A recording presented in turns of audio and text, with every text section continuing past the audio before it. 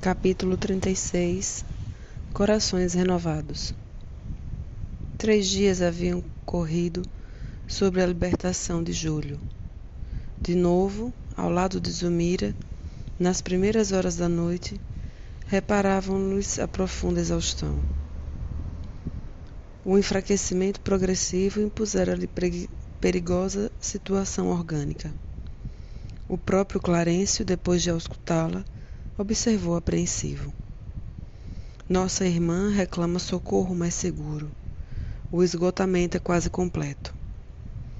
A enferma recebia-lhe a assistência magnética quando Mário, Antonina e Haroldo deram entrada pela sala próxima. Deixamos nosso instrutor com a doente e demandamos a peça em que se efetuaria o encontro familiar. O ferroviário e a filha faziam as honras da casa. Amaro, acolhedor, dava mostras de grande alívio. O sorriso, embora triste, era largo e espontâneo, demonstrando o contentamento interior de quem via terminar a velha e desagradável desavença. Mário, porém, surgia constrangido e desajeitado, enquanto Antonina irradiava simpatia e bondade, cativando de improviso a amizade dos anfitriões. O enfermeiro apresentou a jovem senhora e o filhinho como amigos particulares e depois, evidentemente instruído pela companheira, iniciou a palestra, comentando a penosa impressão que lhe causara o falecimento do pequenino, e pedia excusas por não haver reaparecido, como reconhecia de seu dever. A ocorrência desnorteara-o. Caíra de cama, impressionado com o acontecimento que não cabia esperar. Falava realmente comovido, porque, lembrando dos derradeiros minutos da criança, representava-se-lhe os olhos de lágrimas que não chegavam a cair. Aquela emotividade manifesta, aliada à humildade sincera que Silva deixava transparecer, tocava o coração de Amaro, que se descerrou mais amplamente. Percebi, disse o dono da casa, a dor que o envolveu no momento justo em que nosso anjinho era arrebatado pela morte. Sua aflição me comoveu muito, não só pelo devotamento do profissional que nos assistia, mas também pela afetividade pura do amigo que há muito tempo se distanciara de nossos olhos. A generosidade do ex-rival, por sua vez, influenciava o enfermeiro de modo decisivo. As vibrações de afabilidade e carinho que se desprendiam do aprontamento afetuoso modificavam-lhe o íntimo. Mário passou a sentir balsamizante desafogo. E, enquanto Evelina se afastava para atender a madrasta doente, reportava-se a tortura moral que o assaltara, assim que viu Júlio inerte, detendo-se na breve descrição do complexo de culpa que o acometera. Teria seguido com segurança a indicação do especialista? Enganar-se-ia, porventura, na dosagem da medicação?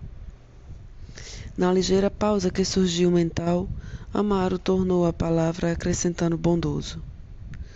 Não havia motivo para tamanha preocupação. Desde a primeira visita médica, compreendi que o nosso filhinho estava condenado. O soro foi o último recurso. E, com dolorida resignação, acentuou. Não é a primeira vez que atravessa uma provação dessa ordem. Há tempos, sofri a perda do caçula de que meu primeiro matrimônio, estranhamente afogado numa de nossas rasas excursões até a praia. Confesso que só me faltou enlouquecer. Entretanto, apeguei-me à religião para não sossobrar e hoje compreendo que somente nos compete acatar os desígnios de Deus. Não passamos de criaturas necessitadas de socorro divino. a cada instante de nossa experiência humana. Sem dúvida, interferiu Antonina, otimista. Sem apoio espiritual, não alcançaríamos um passo no terreno da verdadeira harmonia íntima. A morte do corpo nem sempre é o pior que nos possa acontecer. Quantas vezes os pais são constrangidos a acompanhar a morte moral dos filhos, no crime ou na viciação que não conseguem interromper. Também perdi um dos rebentos que Deus me confiou, mas procurei acomodar minha saudade sem revolta, porque a sabedoria do Senhor não deve ser menosprezada.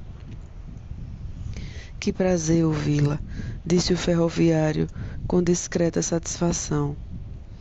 Após afeiçoar-me com mais empenho ao catolicismo na leitura de Santo Agostinho, observo que a abençoada renovação se fez em mim. E fitando a interlocutora com mais atenção, aduziu: A senhora também é católica? Antonina sorriu delicada e informou: Não, senhor Amaro. Em matéria de fé, aceito a interpretação evangélica do Espiritismo. Entretanto, isso não impede que estejamos procurando o mesmo mestre. Ah, sim, Jesus é o nosso porto, acentuou o anfitrião liberal. Não entendo a religião por elemento separatista. A senhora, na condição de espírita, e eu na posição de católico, possuímos uma só linguagem na fé que nos identifica. Creio que a providência divina, como o sol, brilha para todos. É muita alegria sentir-lhe a nobreza da alma, comentou Antonina, entusiástica. Na essência, desejamos ser cristãos sinceros. E a sua generosidade me permite entrever a beleza do Cristo nas vidas nobres. Amaro não conseguiu responder. Um táxi parou à porta e, de imediato, o médico da família entrou para a inspeção. Depois das saudações usuais, passou ao quarto da enferma e, porque o dono da casa se propusesse segui-lo, recomendou-lhe permanecer na sala com as visitas, uma vez que intencionava submeter a doente a meticuloso exame, pretendendo ouvi-la a sós. Evelina veio ter conosco e acompanhou o facultativo com o nosso olhar. Vimo-lo carinhosamente recebido por Clarencio e Odila, que se nos mostraram à porta. A conversação passou a desdobrar-se a respeito de Zulmira. O chefe da família, preocupado, discorria sobre a esposa acamada, encarecendo a delicadeza da situação. Zulmira, que adoecera com a enfermidade do filhinho, desde a morte dele não mais se alimentara.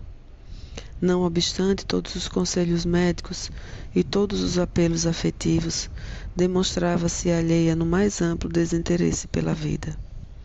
Enfraquecia de modo alarmante. Como se quisesse dar notícias de seu círculo particular ao atento enfermeiro, relacionou os desajustes psíquicos da companheira antes da vinda do filhinho que a morte lhe arrebatara ao convívio. Zulmira, com a maturidade triunfante, como que se renovara. Revelava-se mais alegre, mais viva, readquirira a saúde plena. Com a desencarnação da criança, nova crise de contratempo invadira-lhe a casa. A moléstia assinalara-se assim, de novo, entre as quatro paredes. Mário a permutar significativos olhares com Antonina, de quando em quando se situava entre a perplexidade e o desencanto. A confissão de Amaro constituía um testemunho de humildade pura. Em muitas ocasiões, fantasiaram na própria imaginação qual se fora um poço de orgulho e arrogância, e por muitas vezes surpreendera-se em acalorados solilóquios, rixando com ele em pensamento. Agora reparava que o antagonista era um homem comum, tanto quanto ele necessitado de paz e compreensão. O entendimento prosseguia mais afetuoso quando o clínico tornou à sala. De semblante torturado, dirigiu-se ao ferroviário notificando: Amaro, a providência é quase impossível quando a previdência não funciona. A posição de Zulmira piorou muitíssimo nas últimas horas. O soro aplicado desde ontem não trouxe o resultado preciso. O abatimento é enorme. Creio indispensável uma transfusão de sangue ainda esta noite, para que não sejamos amanhã surpreendidos por obstáculos insuperáveis. Amaro empalideceu. Antonina voltou-se em silêncio para Silva, como a dizer-lhe de coração para coração: Não hesite. É a sua hora de ajudar. Aproveite a oportunidade. Mário, acanhado, levantou-se maquinalmente e, antes de que Amaro fizesse qualquer referência ao assunto, apresentou-se ao médico explicando: Doutor, se minha cooperação for aceita, sentirei prazer nisso. Sou doador de sangue no hospital em que trabalho. Um telefonema de seu pediatra amigo a quem o senhor recorreu no caso de Júlio pode confirmar as minhas palavras. E erguendo os olhos para o ex-rival, disse em voz quase suplicante: Amaro, permita-me. Quero auxiliar a doente de algum modo. Afinal de contas, somos todos agora bons irmãos. O chefe da casa, comovido, abraçou-o reconhecidamente. Obrigado, Silva. Nada mais consegui dizer. De olhos angustiados, dirigiu-se para o aposento da mulher, envolvendo-a em manifestações de carinho. Antonina, colocando Haroldo junto de uma pilha de revistas velhas, pôs-se à disposição de Evelina para qualquer atividade caseira, enquanto Mário e o médico partiam velozes em busca do material necessário. Transcorrida 1 hora, a câmara da enferma se iluminava mais intensamente para o serviço a fazer. Zulmira, admirada, reconheceu Mário. Todavia era enorme a prostração para que pudesse demonstrar interesse ou desprazer. Apresentada a Antonina, limitou-se a endereçar-lhe alguns monossílabos, com um breve sorriso de reconhecimento. Assumindo a direção da enfermagem, a jovem viúva parecia uma figura providencial. Amparou a doente com carinho, auxiliou o clínico nas tarefas do momento e, cativando a gratidão de novos amigos, colaborou com Evelina para que todas as medidas alusivas à higiene se efetuassem harmoniosas. Realizada a transfusão, a enferma entrou na reação característica. Contudo, Silva, fosse porque estivesse de si mesmo enfraquecido ou porque a quantidade de sangue tivesse sido demasiada, passou a acusar profundo abatimento. Em seus olhos, porém, brilhava uma luz diferente. Afigurava-se-lhe haver perdido as inquietações que o martirizavam. Adquirira a noção de que a reabilitara perante a própria consciência. Trouxera aos ex-adversários o próprio coração em forma de visita fraterna, e as suas próprias forças, insufladas no campo orgânico da mulher que lhe fora a bem-amada, como que lhe favoreciam a ausência dos velhos pensamentos de mágoa que, por tanto tempo, lhe haviam flagelado a vida íntima. Registrando-lhe a queda de energia, o médico ministrou de imediato os recursos aconselháveis, permanecendo Mário desde então comodamente instalado em larga poltrona junto dos amigos. Despediu-se o facultativo, mais animado. Antonina, sem afetação, ajudou no preparo do café que foi saboreado por todos, enquanto a conversação foi reatada com alegria. Foi então que a viúva se ofereceu para voltar. Era industriária e, na posição de mãe, responsabilizava-se por 3 crianças. Entretanto, poderia dispor de 2 dias. Amaro salientou a dificuldade para encontrar uma enfermeira ou governanta por horas difíceis a aceitar a gentileza. Antonina, contente, prometeu regressar, trazendo Lisbela na manhã seguinte.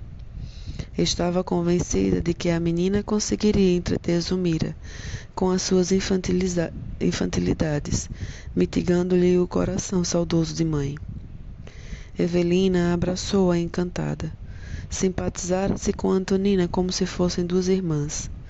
Algo reanimado e positivamente feliz, Mário dispôs-se à retirada e um táxi foi trazido. Num ambiente de construtiva cordialidade, desenvolveu-se a reconfortante despedida, e Silva, fitando a companheira em excursão com reconhecimento e carinho, sentiu-se reconciliado consigo mesmo, irradiando a alegria silenciosa de quem retorna à felicidade.